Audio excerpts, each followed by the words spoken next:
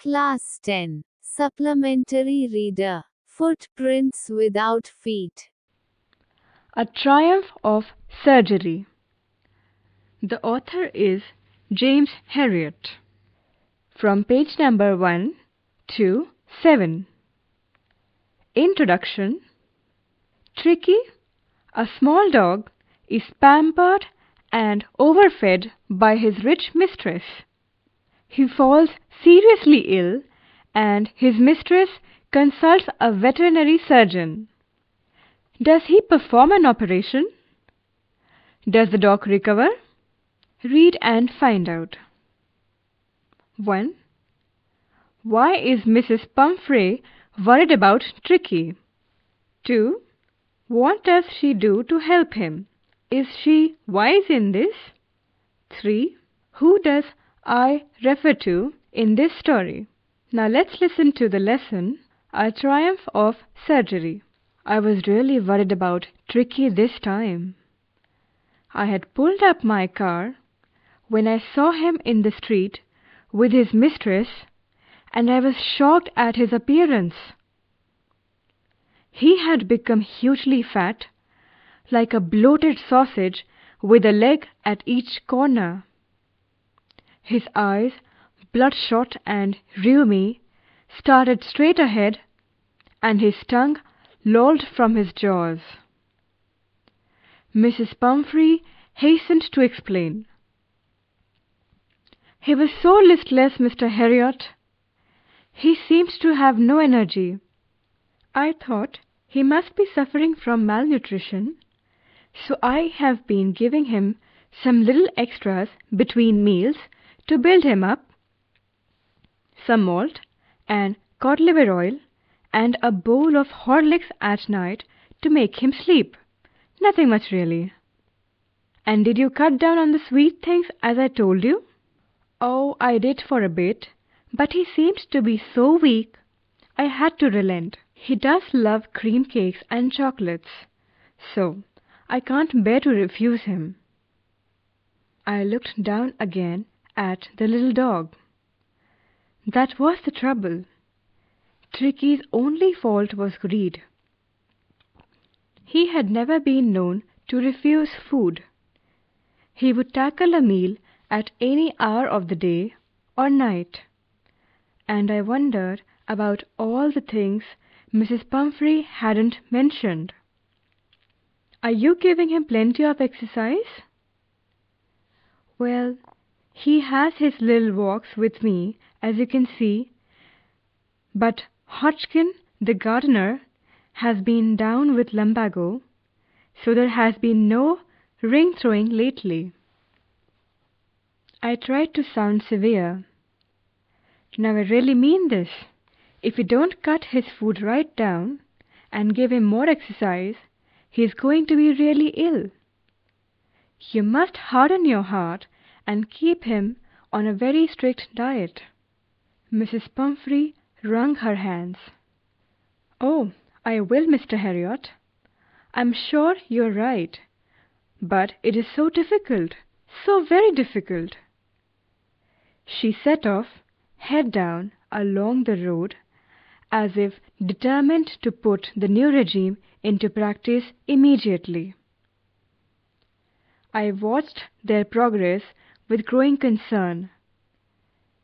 Tricky was tottering along in his little tweed coat. He had a whole wardrobe of these coats, for the cold weather, and a raincoat for the wet days. He struggled on, drooping in his harness. I thought it wouldn't be long before I heard from Mrs. Pumphrey. The expected call came within a few days. Mrs. Pumphrey was distraught. Tricky would eat nothing, refused even his favorite dishes, and besides, he had bouts of vomiting. He spent all his time lying on a rug, panting. Didn't want to go for walks, didn't want to do anything. I had made my plans in advance. The only way was to get Tricky out of the house for a period. I suggested that he be hospitalized for about a fortnight to be kept under observation. The poor lady almost swooned. She was sure he would pine and die if he did not see her every day. But I took a firm line. Tricky was very ill, and this was the only way to save him. In fact, I thought it best to take him without delay, and, followed by Mrs. Pumphrey's wailings, I marched out to the car carrying the little dog wrapped in a blanket. The entire staff was roused, and maids rushed in and out, bringing his day bed, his night bed, favorite cushions, toys, and rubber rings, breakfast bowl, lunch bowl, supper bowl. Realizing that my car would never hold all the stuff, I started to drive away. As I moved off, Mrs. Pumphrey, with a despairing cry, threw an armful of the little coats through the window. I looked in the mirror before I turned the corner of the drive. Everybody was in tears. Out on the road, I glanced down at the pathetic little animal gasping on the seat by my side. I patted the head, and Tricky made a brave effort to wag his tail. "Poor old lad," I said. "You haven't a kick in you, but I think I know a cure for you." Read and find out. 1. Is the narrator as rich as Tricky's mistress? 2. How does he treat the dog? 3. Why is he tempted to keep Tricky on as a permanent guest? 4. Why does Mrs. Pumphrey think the dog's recovery is a triumph of surgery? At the surgery, the household dogs surged round me. Tricky looked down at the noisy pack with dull eyes and, when put down, lay motionless on the carpet. The other dogs, after sniffing round him for a few seconds, decided he was an uninteresting object and ignored him. I made up a bed for him in a warm, loose box next to the one where the other dogs slept. For 2 days I kept an eye on him, giving him no food but plenty of water.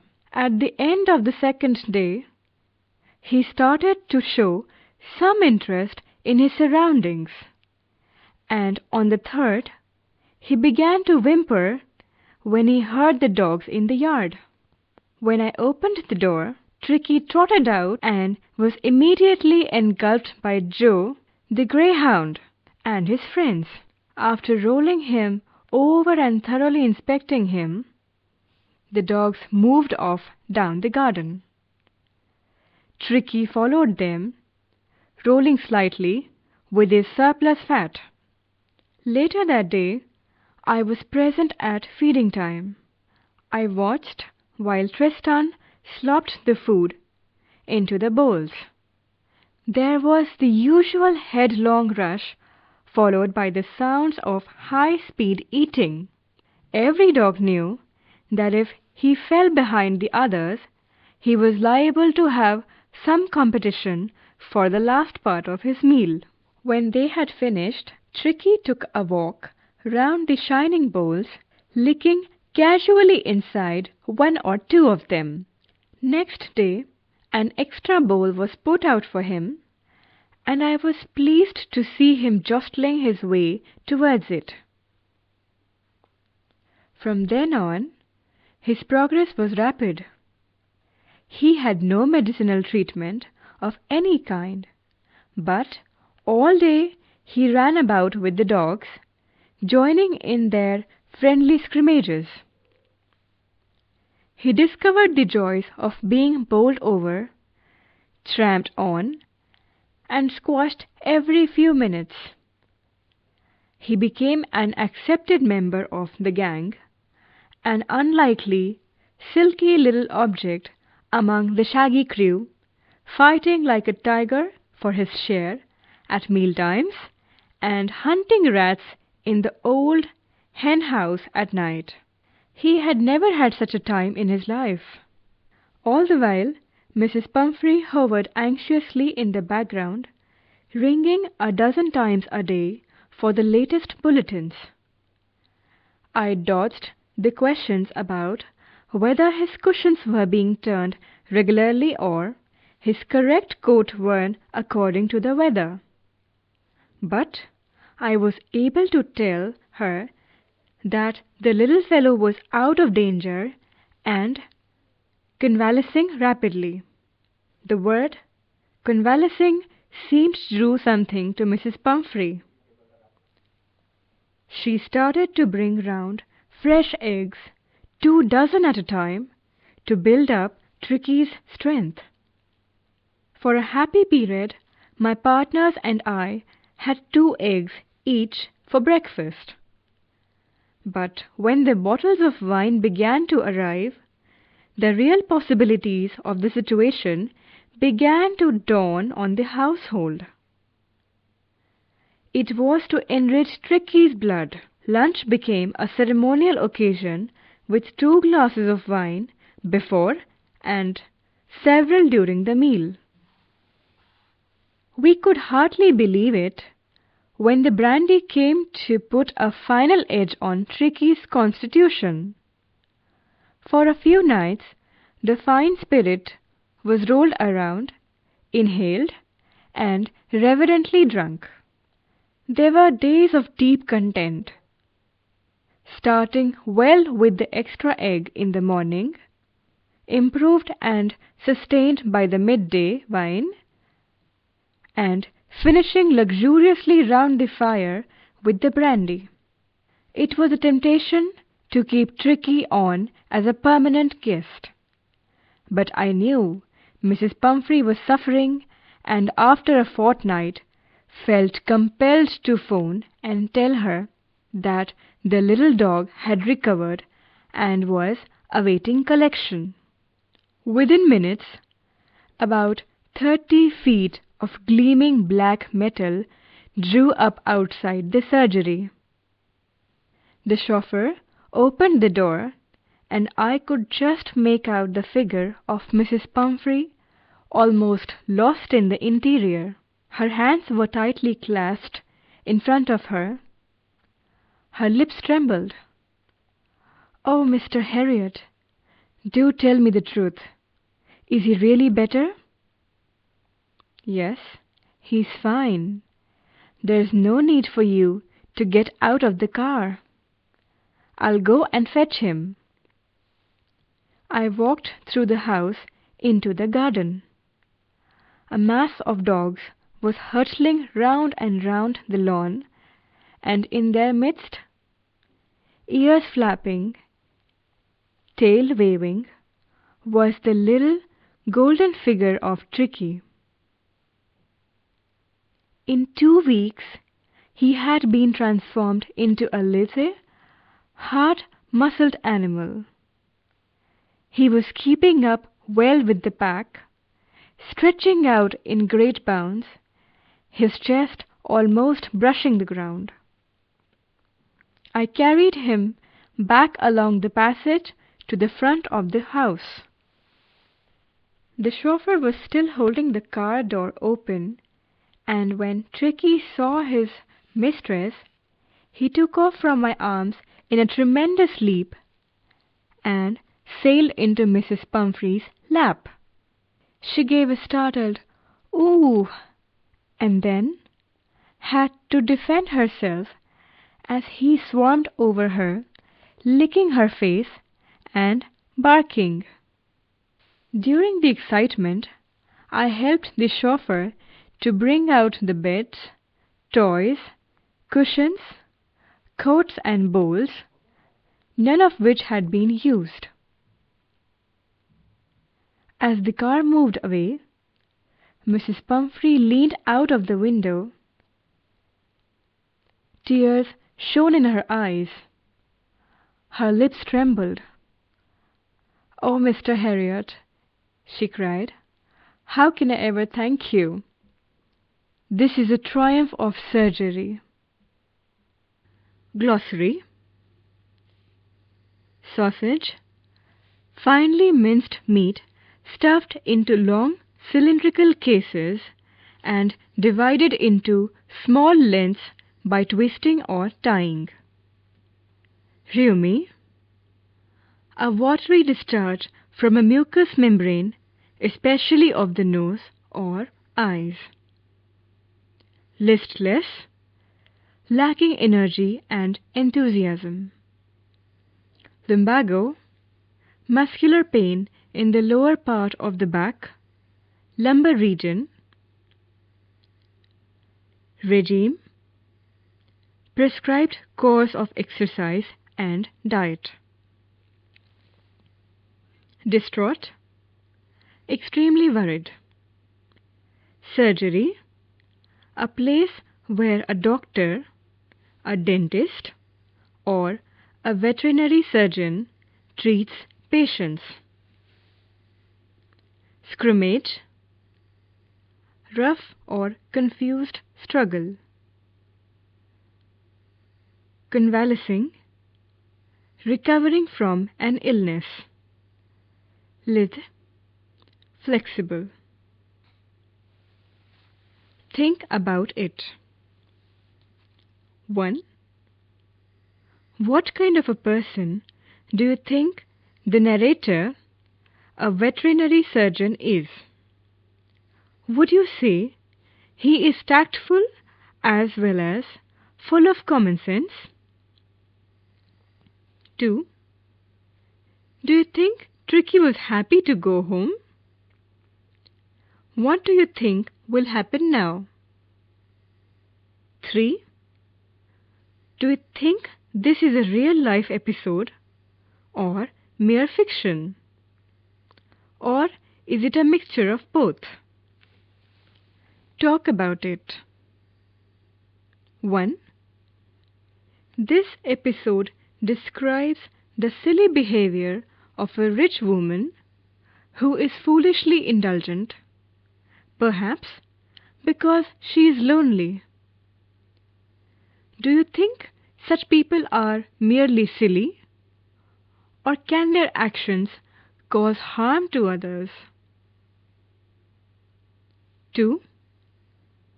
Do you think there are also parents like Mrs. Pumphrey? 3. What would you have done if you were, first, a member of the staff in Mrs. Pumphrey's household, second, a neighbor? What would your life have been like in general? 4. What would you have done if you were in the narrator's place? Suggested reading: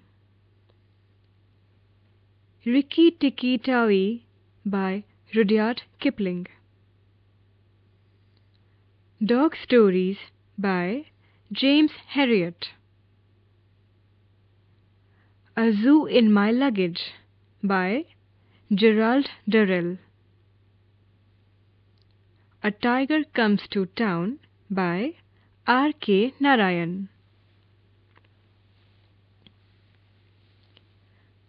Quote by Rabindranath Tagore.